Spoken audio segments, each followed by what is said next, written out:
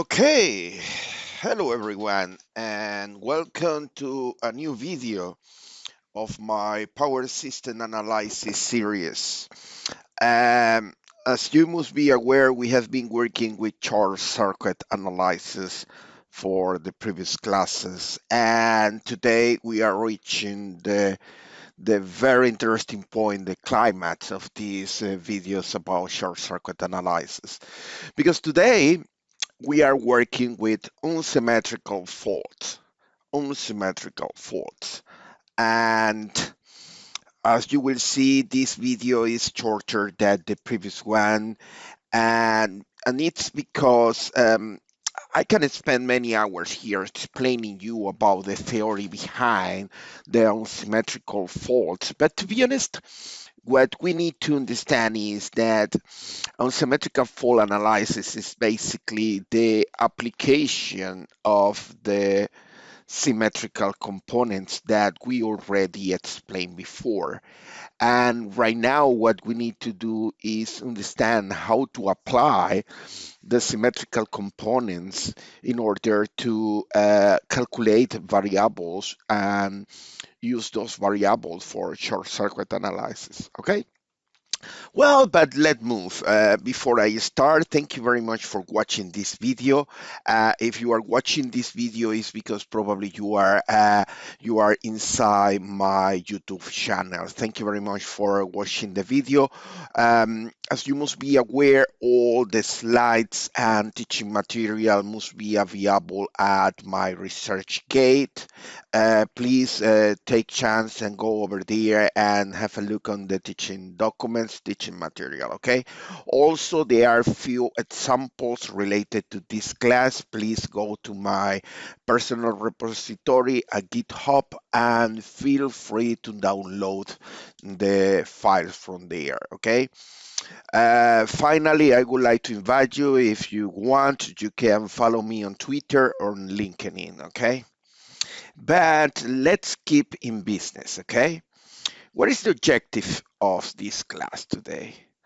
Well, today we are at the climax of the short circuit analysis, and the class today is dedicated to use the symmetrical component theory in order to calculate asymmetrical fault conditions in power systems.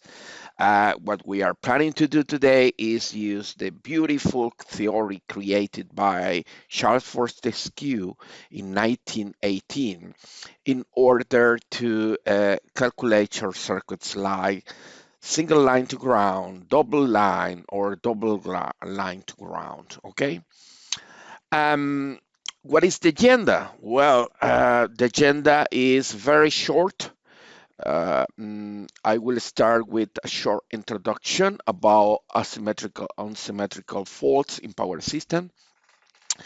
Then I need to go back again and have a look about system representation. We spent more than 1 hour last class just talking about sequence model, sequence impedance, sequence network, and and also some of my exercises dealing with Thevenin method. And today we need to make the connection, and today we need to talk about the system representation. Okay. After that, I will try to present a general procedure that you can follow for any unsymmetrical faults. Okay. And then I will go for 3 very specific cases of shunt faults.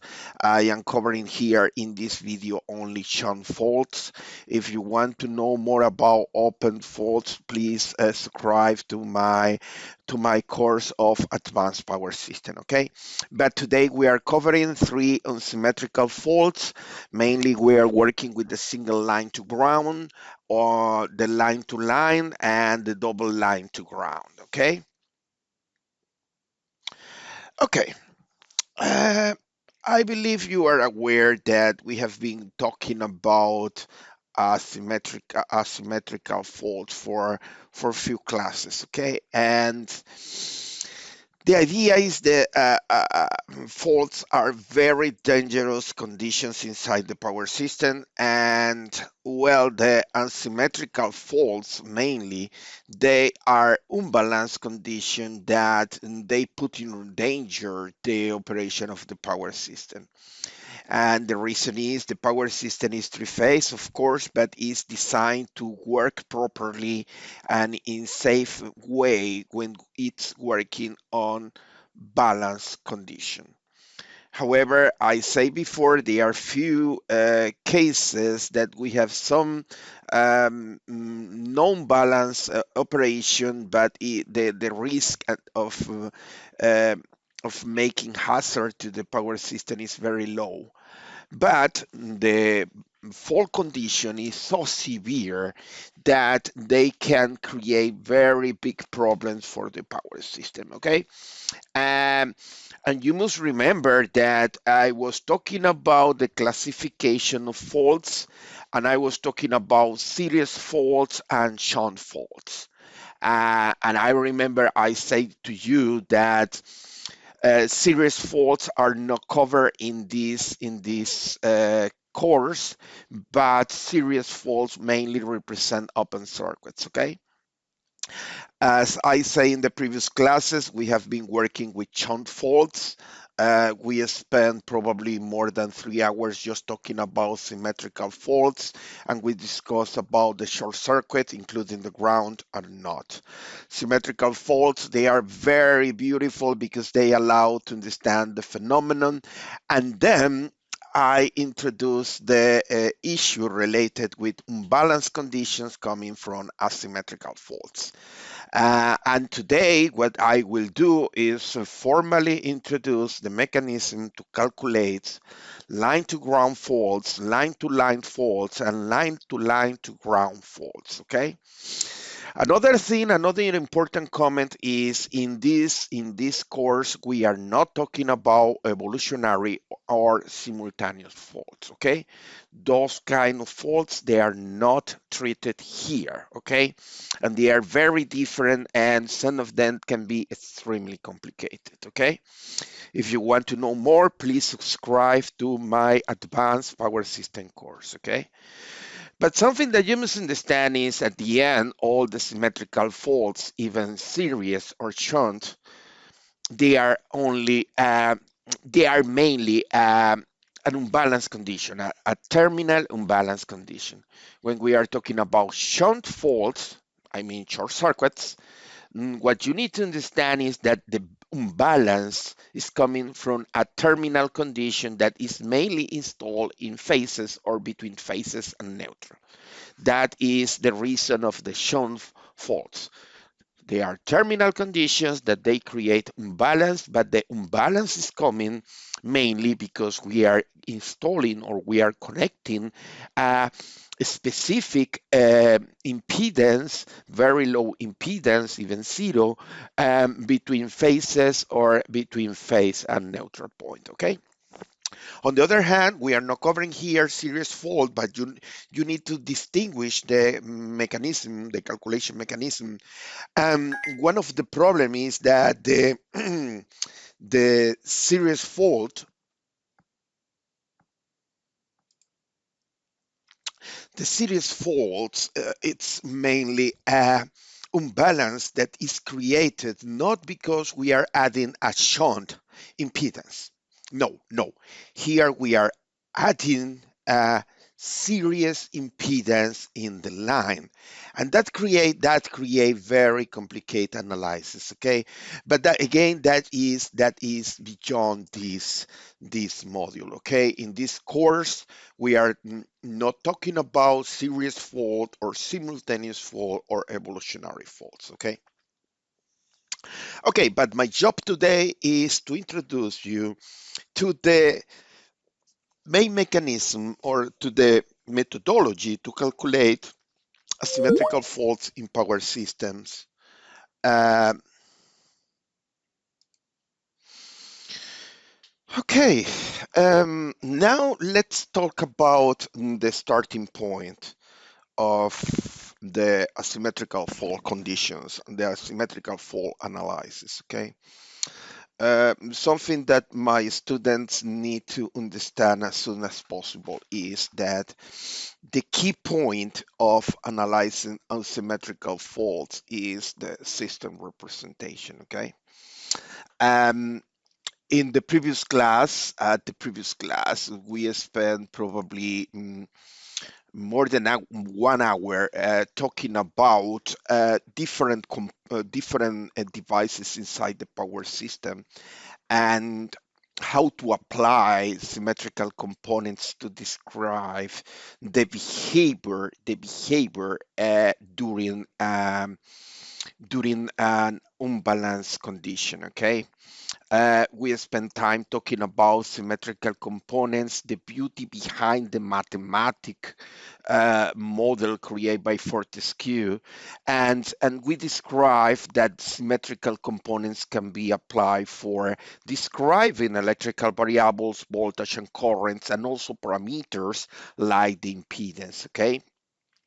What is interesting and very important that my students understand is that the key part here is creating the proper sequence network for positive, negative, and zero sequence, okay? For every single components like generators, motors, transformers, and so on, okay? When we are creating this model, this system representation, we need to think about something that there are a couple assumptions that must be in place. Okay, the power system operate in steady state under balance conditions. Okay, previous to the fault, the power system is perfect, is working in a steady state, normal conditions, and the system is balanced. Okay, what does it mean? If the system is perfectly balanced, that means that there are no coupling between positive, negative, and zero sequence. Okay. Some of you are wondering, okay, what the professor is saying? Well, what I am saying is, if you assume that the system is totally balanced, well, you have negative, positive, and zero sequence, but they are not influenced between each others. To be honest, if the system is fully balanced, you use for your calculation is the positive sequence, and that's all. And that is what you have been doing using the classical power flow. Use the positive sequence representation of your system for your calculations, okay? Um, another important assumption that you can make is that you assume that the load currents, the pre-fault load currents, they are very small compared with the short circuit after that. And if the load currents are very small, you can say that they are neglectable. And as consequence, what is important from this assumption is that you can assume that all internal voltages on all rotating machines directly connected to the grid, all of those voltages are equal. All of those voltages are equal, and all of them equal to the voltage previous to the fault. Okay? Well, basically, those assumptions will make easy for you the analysis of the fault condition. Okay. Now, what I want to do right now is I would like to use this cloud over here at the left hand and say that that is a three-phase power system. Okay. In this case, I am assuming that this is a three-phase system that we have A, B, C. We have a neutral point and we have ground, okay? We can say that those terminals with the description A, B, C in the American system or RST in the European system. In this representation, what I am saying is those terminals represent a bus bar inside the power system, okay? But because there is nothing connected, as you can see over here, terminal A, B, C, they are nothing connected. Well, the currents that they are moving over there, they are zero. And that is totally clever and totally simple for you, okay? And the other thing is, each one of those terminals, A, B, C, they have voltages. And that is true. Previous to the fault, there are some voltages for A, for B, and for C, okay? Okay, what I need to understand is this simple and generic representation is the key that you can understand the unsymmetrical faults as a terminal condition. What I'm trying to say is my beautiful cloud three-phase power system over there with those terminals over there, I will be using them in order to represent any shunt fault, any short circuit, asymmetrical short circuit, okay? Oh, well, even the symmetrical short circuit, even three-phase can be represented over there, okay? Okay, what I need that you understand is that every single component has a model, and that model represents what we call some sequence network, okay? The sequence network, for instance, for the synchronous generator, we spent a lot of time in the previous class and we identified that if we have a synchronous generator and this machine is round rotor and there is no saturation and so on, and it's star connected and there is an impedance connecting the neutral point and the ground, well, you will have three specific sequence network, one describing the positive sequence action, the negative sequence, and one representing the zero sequence, okay? What you need to remember is the synchronous machine is the only device inside the power system, the classical power system, creating voltages. And because this is the only device creating voltages, they are created only in one sequence, positive sequence. What is the reason? Well, the machine is rotating in one direction. All the voltages follow first A, then B, then C. That is positive sequence, okay? That is the reason that if you look the sequence network of the synchronous generator, you will find a voltage source, an ideal voltage source representing the internal voltage of this machine, and that is only present at the positive sequence, okay? Negative sequence, you will see they are not voltage source, and then we have zero sequence, and the zero sequence is extremely important. We spent a few hours in the class before, and we discussed that the connection, the three-phase connection used in your device, for instance, in this case, generator, the three-phase connection define the sequence model for zero sequence, okay? In this case, the neutral in this case is a star connected generator, and there is a impedance at the neutral point, okay? I explained early before, but these three that is multiplying the neutral impedance is because we need to take in account that when there is a current moving across the neutral point, there are voltage drop between neutral and ground, and that three represent that voltage, okay? Okay, but coming back, I have here my cloud, my three-phase power system like a cloud. I have a very specific point inside the power system, and that it will be the place that I will insert my fault. And I have the terminals A, B, and C. They are accessible, and I can use those terminals to create my short circuits. Okay? Now what I will do is something very simple. What I will do now is I will go and talk about general sequence networks, okay? If we have a cloud, that is an abstraction of a big power system, okay, I can have an abstraction that represents the general sequence network of my power system, okay? Now you can see here on the right-hand side, there are three boxes over there. Each one of them, they are two terminals, okay? The first one on the top zero sequence network. Okay, inside you have the zero sequence network representing my cloud, but here I have two terminals, and those terminals represent the location of any unsymmetrical condition. Then below I have the positive sequence network, again a box with two terminals, and that represents the terminal condition for the positive network. And below, at the very end, we have the negative sequence network, okay?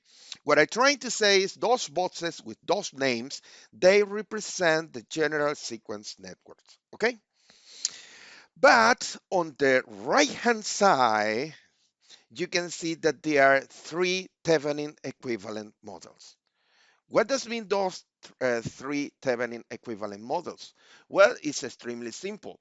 On the left hand, we have the bots, and that represents the full electrical power system, and we have two terminals defining the location of my fault.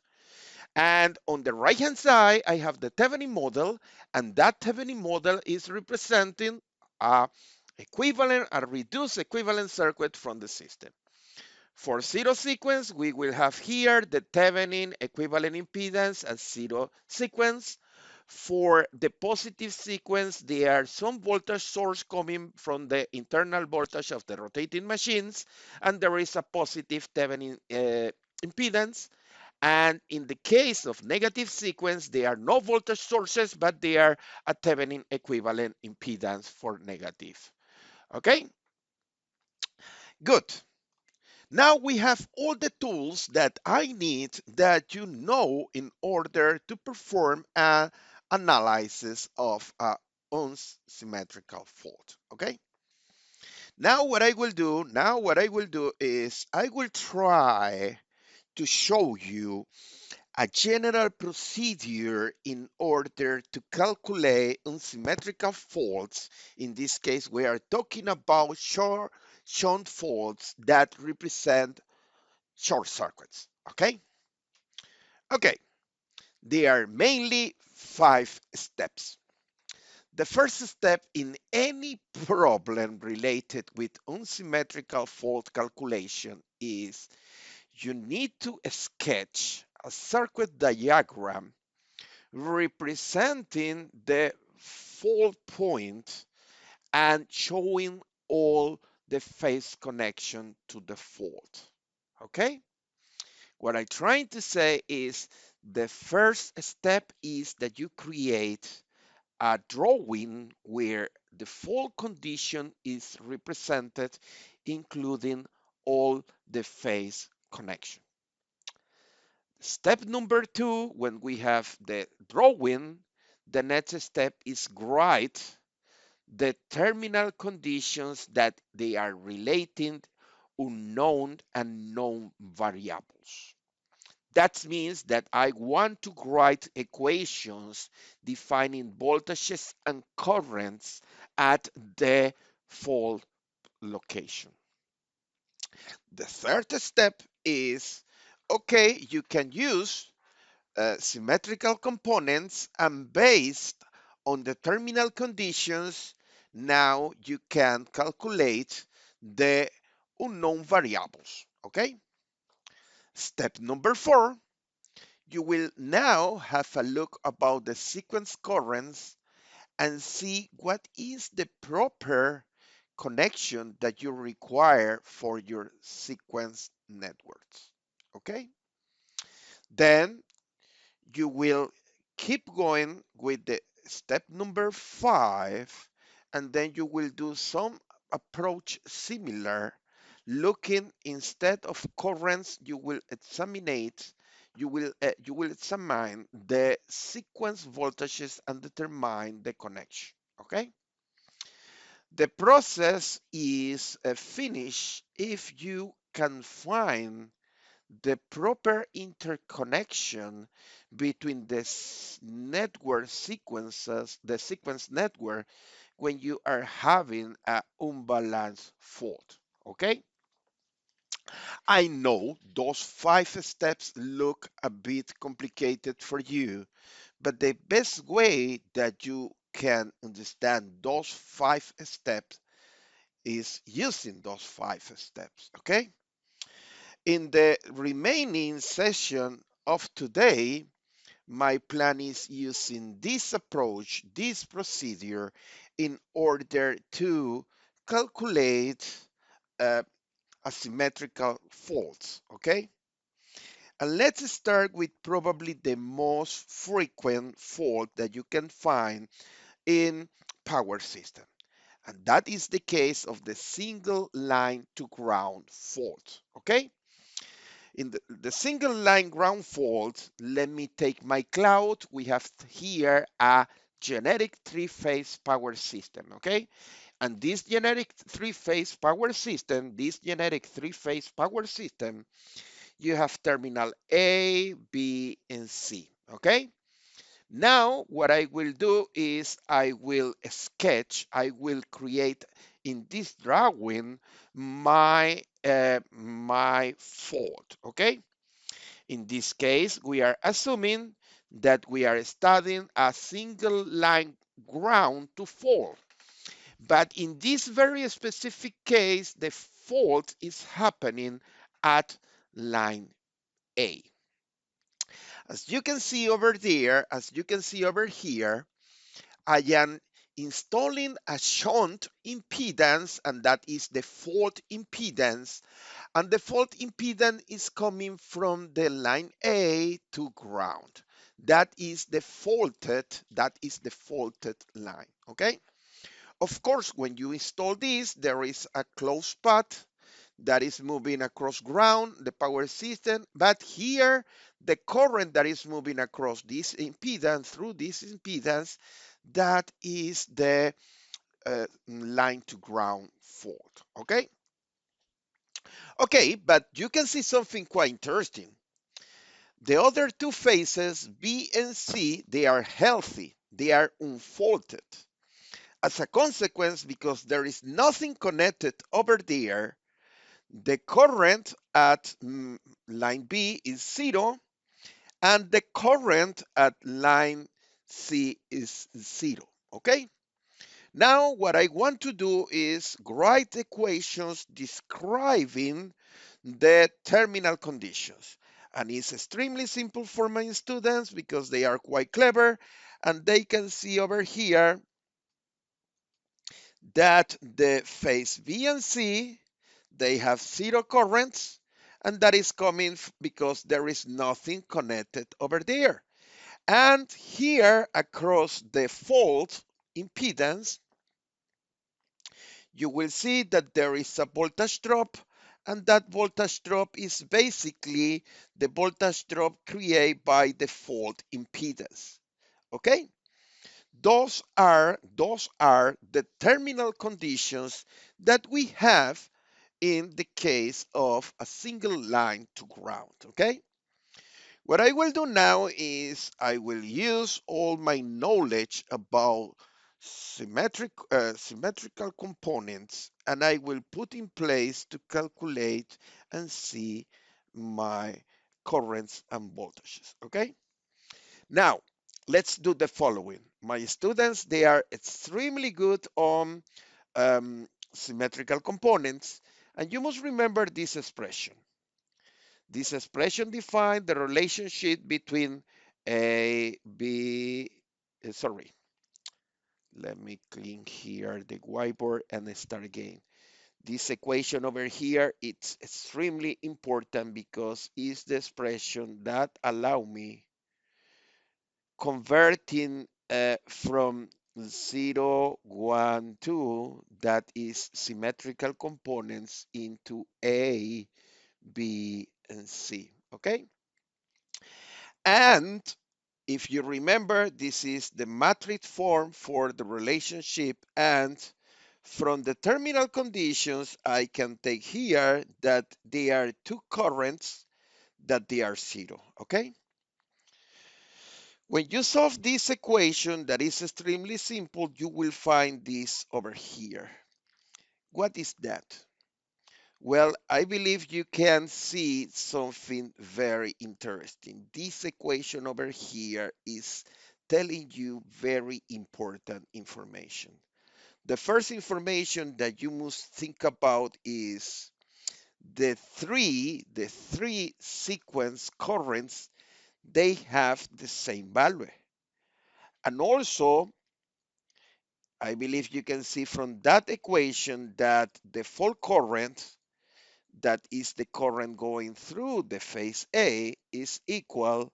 We can multiply these three and we will get 3 times the positive sequence. Okay? There are two important conclusions. One conclusion here and say that the fault current is 3 times the positive sequence. But the second, and what is extremely important for me at this moment, is this result over here. You can imagine one interesting thing. What is the only electrical connection that allow you that the currents in three components will be the same? And the answer is a series connection. The series connection is the only way that you can have the same current in different devices. And right now, what I will do is let me clean my whiteboard here, yes, and let me move to the next slide, okay? As I said before, this equation over here is extremely important because this equation is telling me that the three currents, the sequence positive, negative, and zero of the currents, they have the same value. And from there, you can see that the sequence networks, they must be connected in series. And that is one of the first conclusion, and probably the most important. From my symmetrical component analysis, I must conclude that the sequence networks, they must be connected in series. On the right hand here, you can see we have the three sequence networks, all of them connected in series. If we have single line ground, well, the positive, negative, and zero sequence, they must be connected at series connection.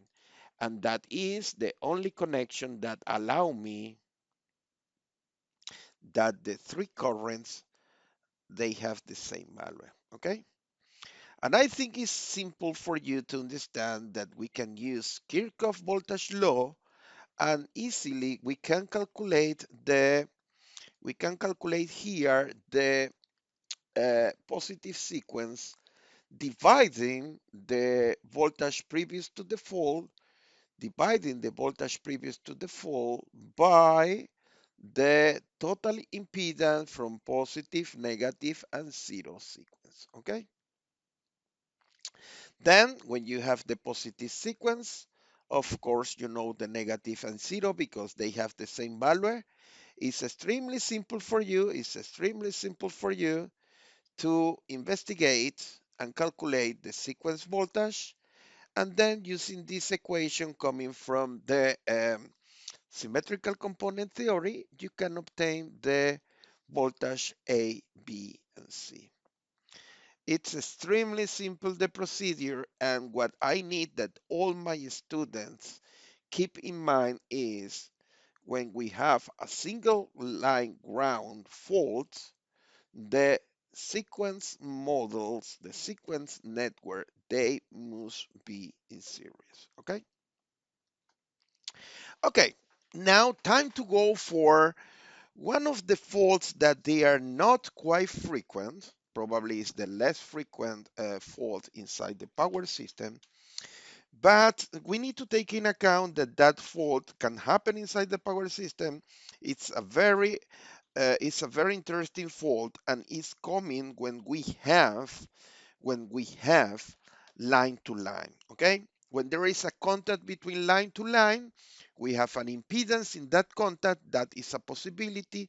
The impedance it's coming probably from the arc, And what I need that you understand is that these line-to-line ground faults can be represented by connecting, as I am showing here in my cloud, connecting impedance between two lines, okay?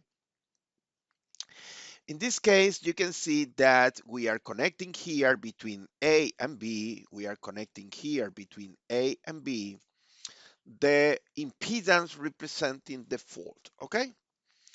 Of course, the current at the phase A is equal 0 because there is nothing connected to that line, okay? Now, what we need to do is something very simple. We need to write here what are the terminal conditions. All of my students can see first condition, they are not current on line A, it's an open circuit. Second condition coming from the impedance installed between B and C, and that is basically Kirchhoff current law.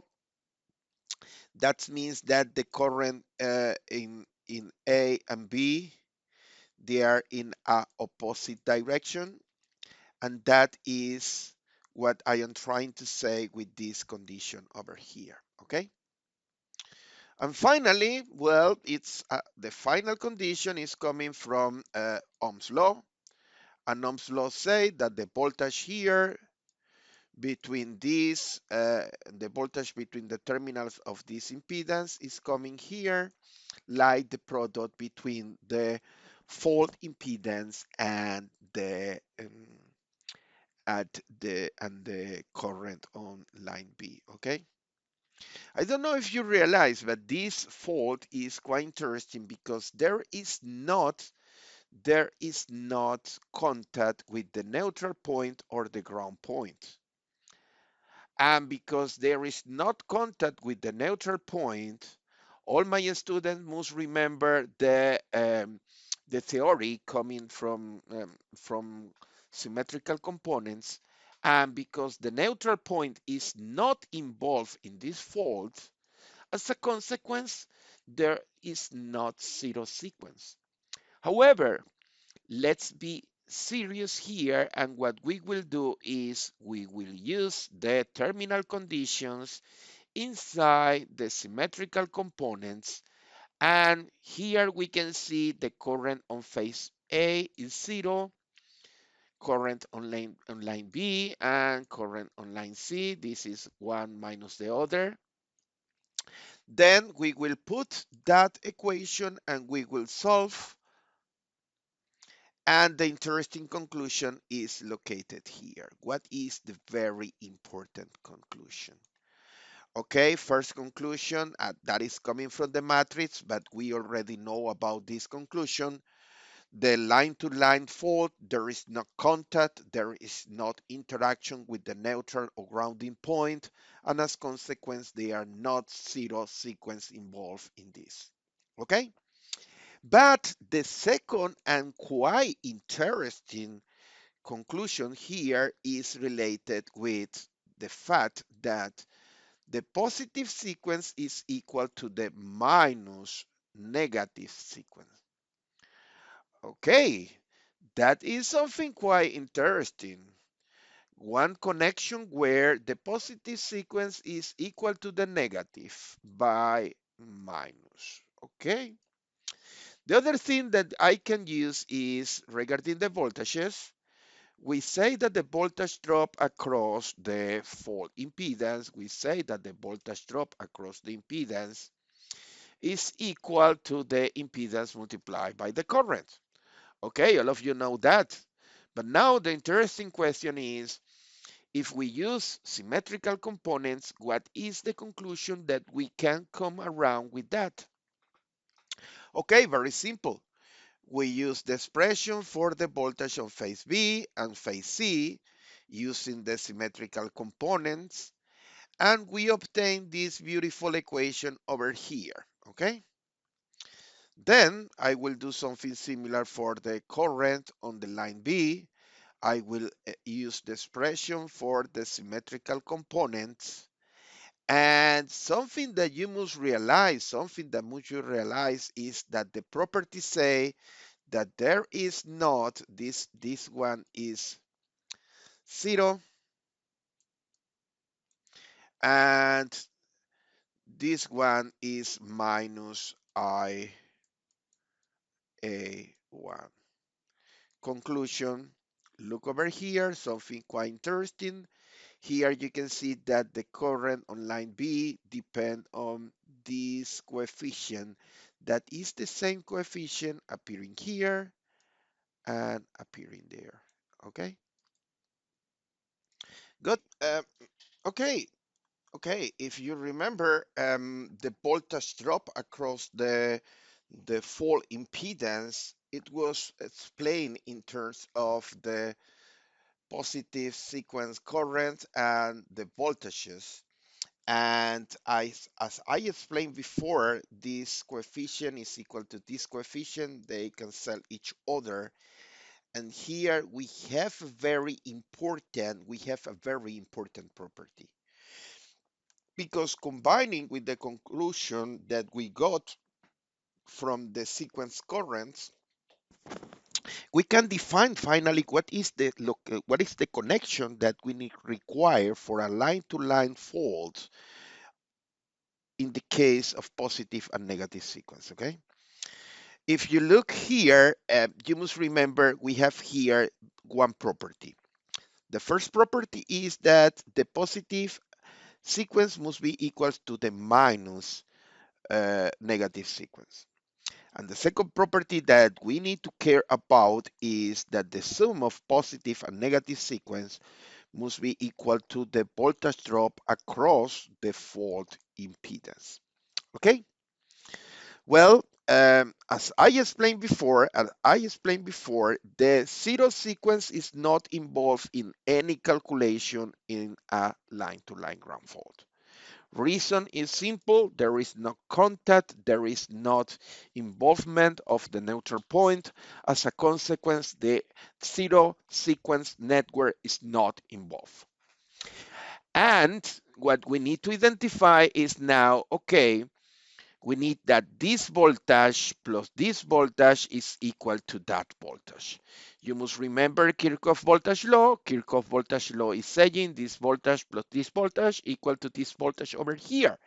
And that is what is explaining to us that the sequence networks must be connected in series. The sequence network must be connected in series when you are studying a line-to-line fault. And the reason that the positive sequence is equal to the minus negative sequence is because the direction of the currents is assumed to be going out from those sequence networks. And because they are connected in series, that is the reason that appear here this minus. Okay. Okay, but what I need that all my students remember is if we have a line-to-line fault, zero sequence network is not involved. There is no contact with the neutral point, zero sequence is not involved. But on the other hand, the positive and negative sequence, they must be connected in series. In series. And from the series connection, it's extremely simple for everyone to see that the positive sequence current will be voltage divided by the total impedance. And the total impedance is the sum of the positive, negative, and the fault impedance. Okay? It's very simple to calculate the positive sequence current, and from there, using the classical symmetrical components, you can calculate voltages and you can calculate any other electrical variable. Okay? That is the beauty of the symmetrical components. Okay, now I will go for probably the most complicated fault that you can find. Okay, I mean, in terms of the circuit connection and the circuit analysis, okay? I will try to do my best to create the explanation here, okay? And what I want to you understand is that now we are dealing with a double line to ground fault, okay? What does mean double line to ground fault? Double line to ground fault is basically when we have two lines, for instance, B and C, they are contacting each other, but at the same time, there is contact with ground, okay? To be honest, if we assume that the impedance, the fault impedance, they are zero, this analysis will be extremely simple. But because there is a possibility of having a fault impedance, I would like to show you the general model here, okay? Okay, the general model, we have two fault impedance. One that is coming from V to this point here, let's call this point here X. And this is the impedance coming from the line to this common point, and this is the impedance coming to the line to this neutral point. Then they connect together and they go down to ground, okay? And when we analyze the terminal conditions, you will realize the first terminal condition is quite simple and evident. There is nothing connected to the line A. As a consequence, the voltage is equal to zero. Sorry, the current is equal to zero. Okay? And then we have a couple a bit more complicated conditions, okay? Why? Because we are including the impedance, okay? I know some of you must be puzzled at this moment why this person is including the fault impedance. Well, that is something that can happen. Nothing will be more complicated than this, okay? I don't know if you can see, but the voltage from here to here, that is what we call VB. And the voltage is equal, this voltage is equal to the voltage drop across this and the voltage drop across this. The current that is moving here is the current B, and that is the reason for one term here, okay? But then we have IB and IC moving across this one, and that is the reason for this term and this term, okay? Simple. Then you can reproduce the same results for the case of the voltage on C, but you can see the expression is similar, okay? Okay, what I will do now is I will start to use the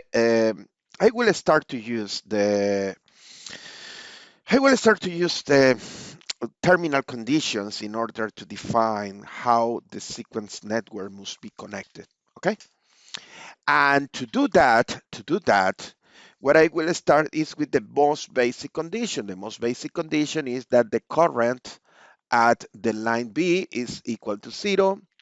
When I put that into the symmetrical components, I will get something quite interesting, okay?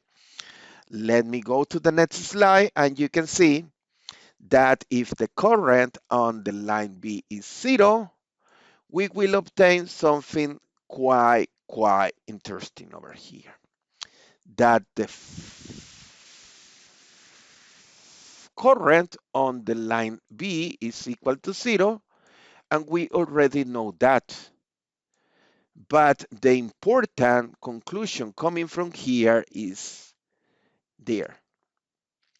The important conclusion is when we have a double line to ground, the zero sequence current is equal to minus the sum of the other two. And that is quite interesting. Why? Because I need that you understand the interpretation of this equation. If we assume that the current here is I0,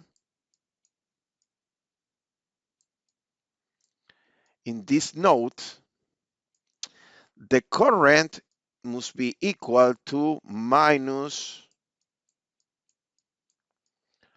I1 plus I2.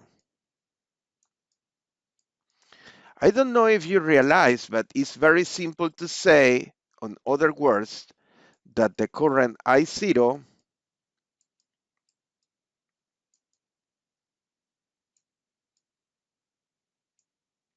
oh well, let's do it in this way.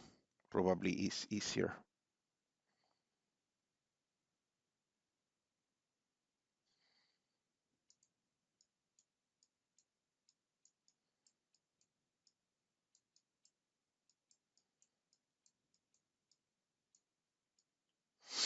I don't know if you realize, but that equation over there, if you think about the Kirchhoff current law, what it's telling you is that the connection between the sequence network must be in parallel, because that is the only way that you can fulfill that relationship, that the current I0 must be equal to minus the sum of the positive and negative sequence, okay? Okay, what I will do now is I will clean my whiteboard and I will jump directly to the sequence model, okay? Here you can see the series sequence model, okay? The sequence network, they are connected in parallel, okay?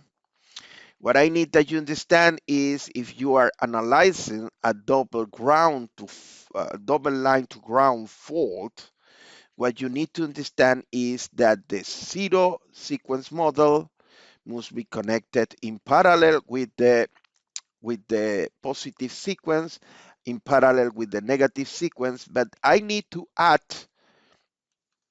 one impedance indicating the presence of the uh, arc or the presence of the fault impedance, okay? I know that some of you will say, okay, in some books they don't teach this because in many books they say that if the fault is bolted, the impedance set F and set G, they are zero. And as a consequence, those devices disappear. And in many books, like for instance, Condor, sorry, Stevenson, and in other books like Glover, they prefer and they say that this is the model for zero, this is the model for positive sequence, and this is the model for negative sequence. And when you need to understand is that when we have a double line to ground, the zero sequence, the positive sequence, and the negative sequence, they must be connected in parallel, okay? Okay, we have finished with this class today about the sequence network connection when we have asymmetrical faults, okay? To be honest, in this class, what I did is I use all the knowledge that you learned in the previous classes about the beautiful theory related with symmetrical components. And what I did is I used that theory today, I put in practice mainly to uh, explain to you how you need to interconnect the sequence networks in order to calculate electrical variables when you are having a single line to ground fault or line to line fault or double line to ground to fault, okay? Okay, I think this is all for this class today. I am really happy that you follow this video, and I would like to show you a couple references. If you are following my classes and you want to use Stevenson's book, you must remember that the case of as unsymmetrical faults, they are located on chapter number 10. If you are using Glover, chapter number 9 is the one for unsymmetrical faults. And also chapter 1, 2, 3, they are extremely interesting if you are using Paul Anderson analysis of faulted power systems, okay? Well, again, thank you very much for attending to this class. It's a pleasure having you, and I hope you understand the basic way to interconnect the sequence network in order to calculate electrical variables on symmetrical faults. Thank you very much.